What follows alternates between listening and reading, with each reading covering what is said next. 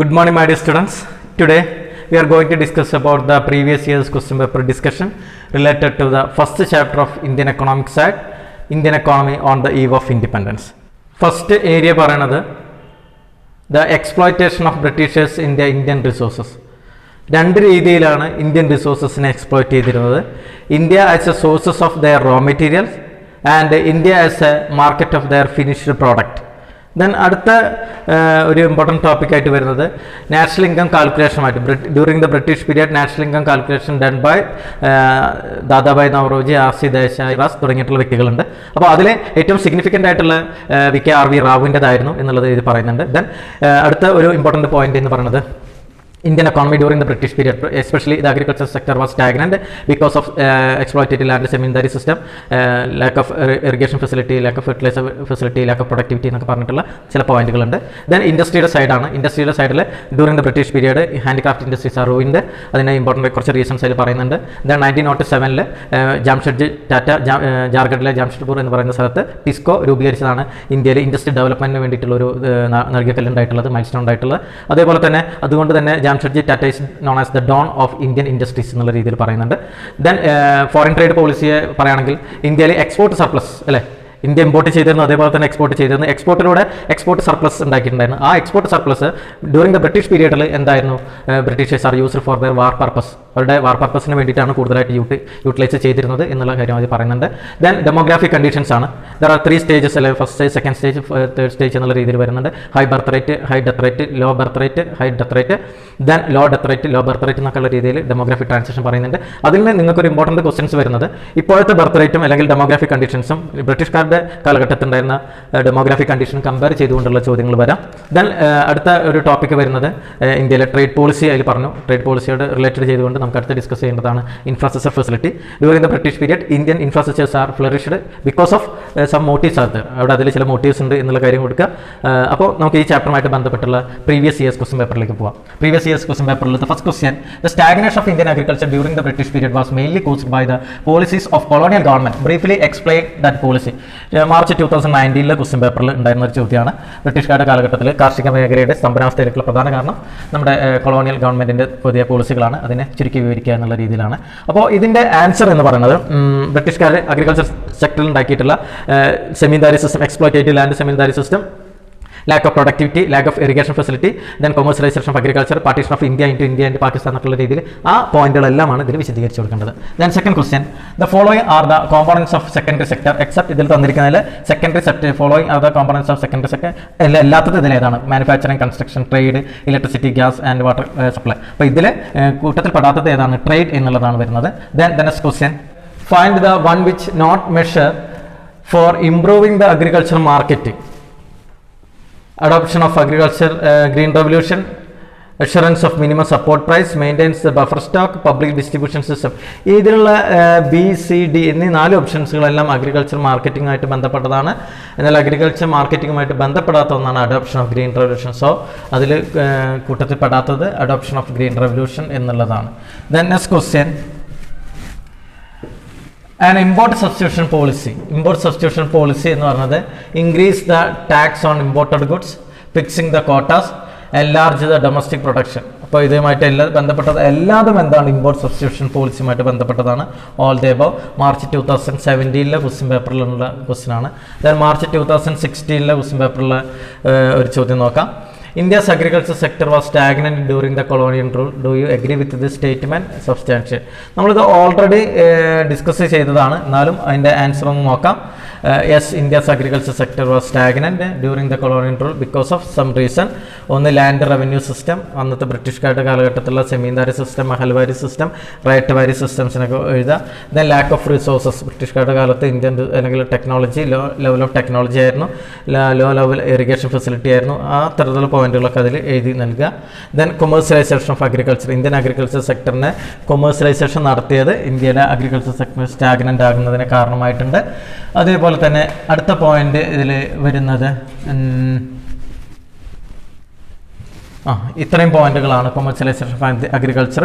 ഒപ്പം നമ്മൾ എഴുതി കൊടുക്കേണ്ട മറ്റൊരു പോയിൻ്റാണ് India divided into India, Pakistan and Bangladesh എന്നൊക്കെ ഡിവൈഡ് ചെയ്തതൊക്കെ ഇന്ത്യയിലെ അഗ്രികൾച്ചർ സെക്ടർ സ്റ്റാഗ്നൻ്റ് ആവുന്നതിന് കാരണമായി എന്നുള്ളത് കൊടുക്കാം.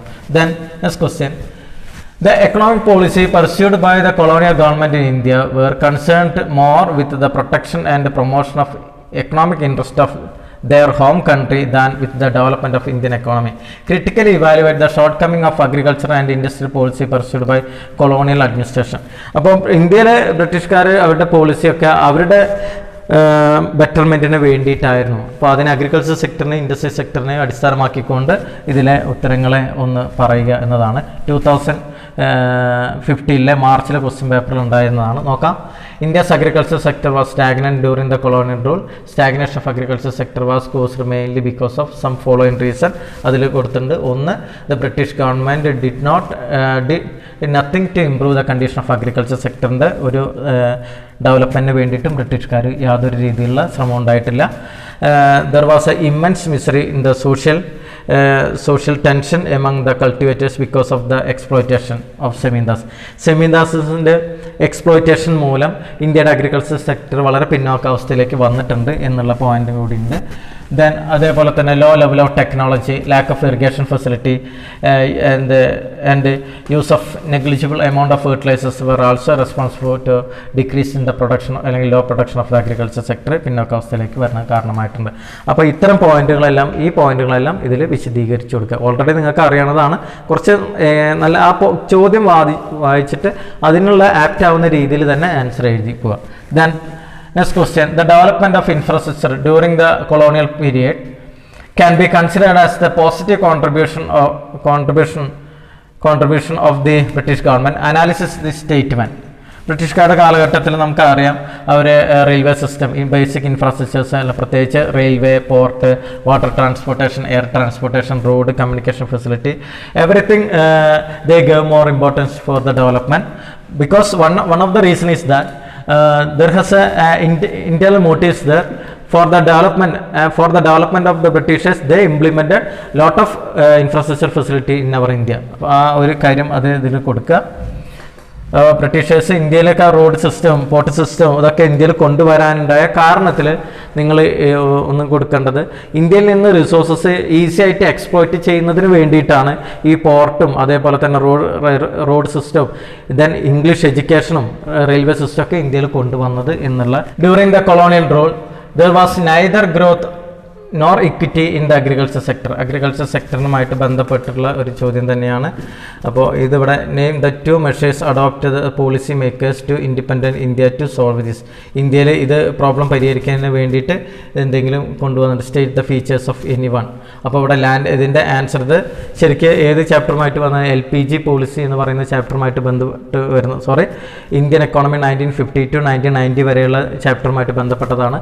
അതിൽ ഗ്രീൻ റെവല്യൂഷൻ, ലാൻഡ് റിഫോംസിനെ കുറിച്ചുള്ള ചോദ്യമാണ്. അപ്പോൾ ബ്രിട്ടീഷുകാരുടെ കാലഘട്ടത്ത് ഇന്ത്യൻ അഗ്രികൾച്ചർ സെക്ടർ സ്റ്റാഗ്നൻ്റ് ആയിരുന്നു. അത് സോൾവ് ചെയ്യാനായിട്ട് ഇന്ത്യ സ്വാതന്ത്ര്യം കിട്ടിയപ്പോൾ, ഇന്ത്യ ഇൻഡിപെൻഡൻ്റ് ആയപ്പോൾ ഇന്ത്യയിൽ പോളിസി കൊണ്ടുവന്നിട്ടുണ്ടോ എന്നാണ് ചോദിച്ചത്. അപ്പോൾ കൊണ്ടുവന്നിട്ടുണ്ട്. ഏതൊക്കെയാണ്?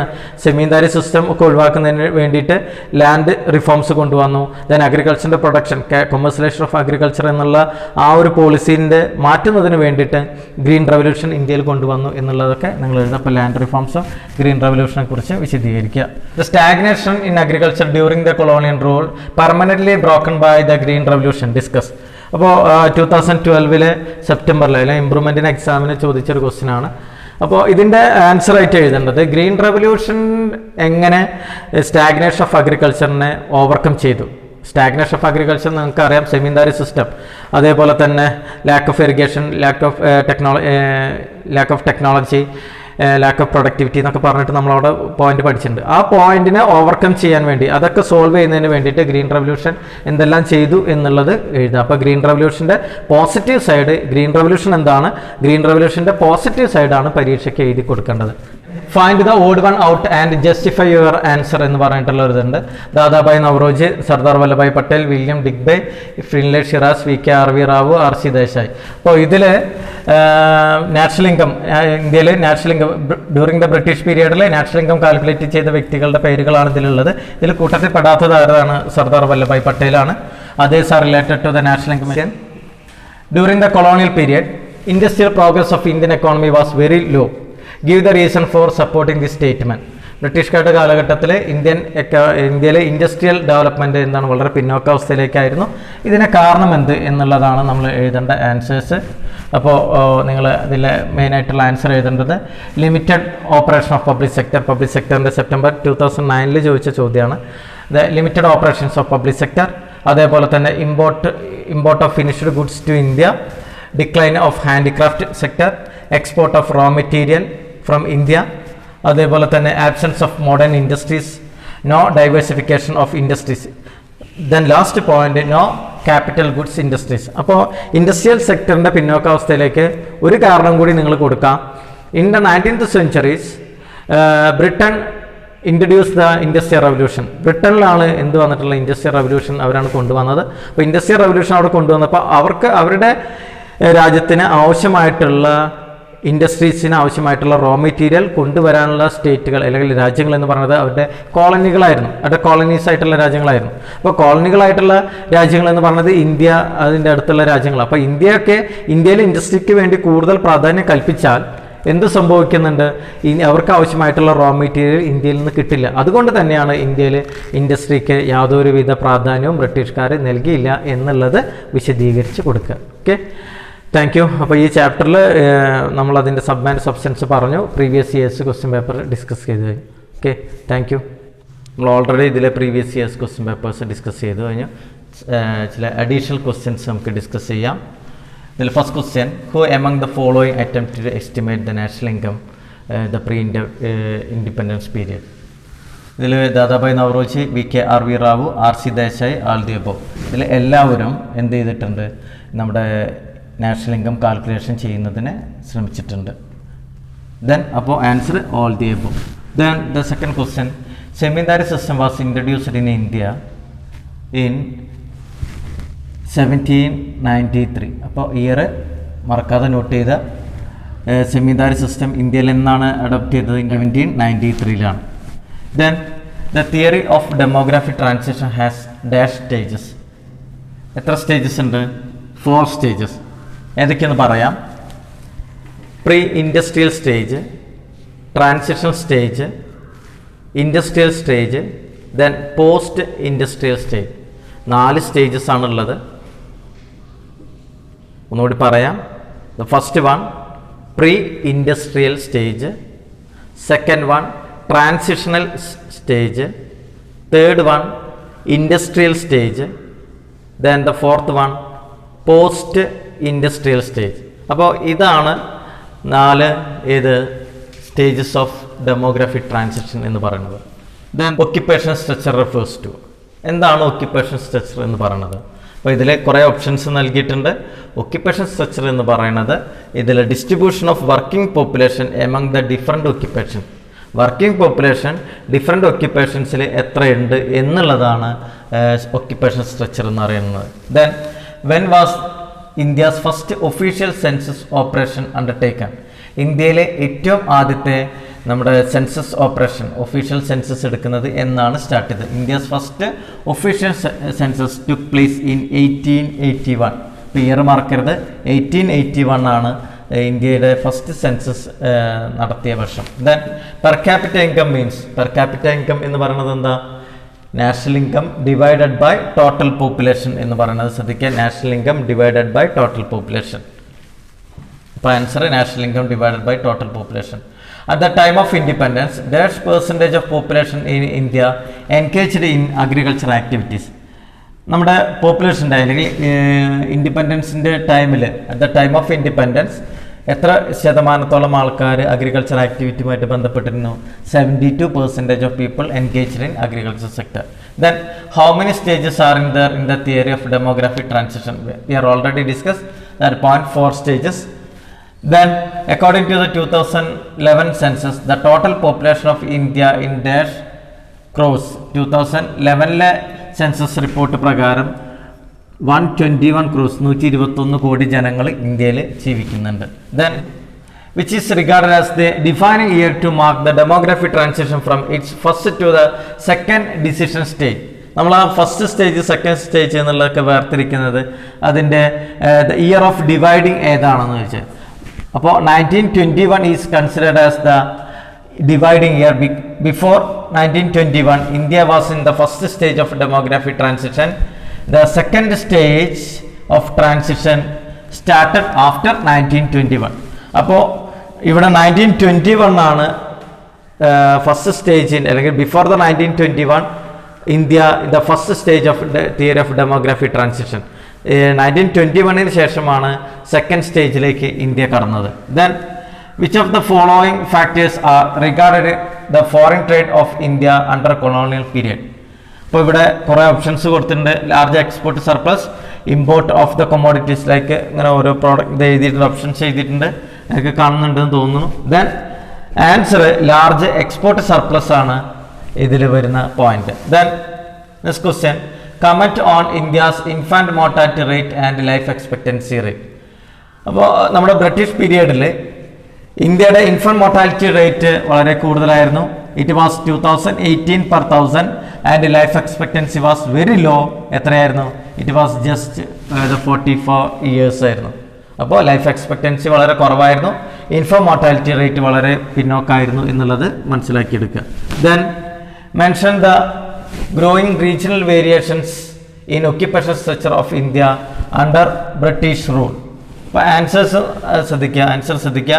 70-75% വർക്ക് ഫോഴ്സ് അഗ്രികൾച്ചർ സെക്ടറിലും 10% മാനുഫാക്ചറിങ് സെക്ടേഴ്സും അതേപോലെ തന്നെ 15-20% സർവീസ് സെക്ടറിലുമായിരുന്നു. ഈ ഡാറ്റ നിങ്ങളുടെ ബുക്കിലുള്ളതാണ്. 70-75% of work force, Indian work force ഏതിലായിരുന്നു? അഗ്രികൾച്ചർ സെക്ടറിൽ. ദെൻ 10% മാനുഫാക്ചറിങ് ഓർ സെക്കൻഡറി സെക്ടറിൽ. Then 15-20% service sector or tertiary സെക്ടറിൽ ആയിരുന്നു. Then the next question, state whether true or false എന്നുള്ളത്. Rao's estimate of national income during the colonial period regarded as the very significant അല്ലേ? അപ്പോൾ VKRV റാവുവിൻ്റെ national income calculation ആയിരുന്നു ഏറ്റവും significant ആയിട്ടുള്ളത്. അത് ട്രൂ ആണ്. The policy of British government made India as an exporter of finished goods and importer of primary products. ഇതിൻ്റെ നേരെ ഓപ്പോസിറ്റാണ് ഉണ്ടായിട്ടുള്ളത്. അപ്പോൾ ഇവിടെ ഫോൾസ് ആണ് ആ statement. The British policy made India as an importer of the finished product and exporter of the primary product. അപ്പോൾ ഇന്ത്യയിൽ നിന്ന് പ്രൈമറി പ്രോഡക്റ്റ് എക്സ്പോർട്ട് ചെയ്യുന്ന ഒരു രാജ്യമായിട്ട് ഇന്ത്യ മാറുകയും ഫിനിഷ്ഡ് പ്രോഡക്റ്റ് ഇമ്പോർട്ട് ചെയ്യുന്ന ഒരു രാജ്യമായിട്ട് ഇന്ത്യ ബ്രിട്ടീഷ് പീരീഡിൽ ഉണ്ടായിട്ടുണ്ട്. Then next question, name some notable economist who estimated India's per capita income. അപ്പോൾ ആരൊക്കെയായിരുന്നു എന്ന് നിങ്ങൾക്ക് അറിയാം.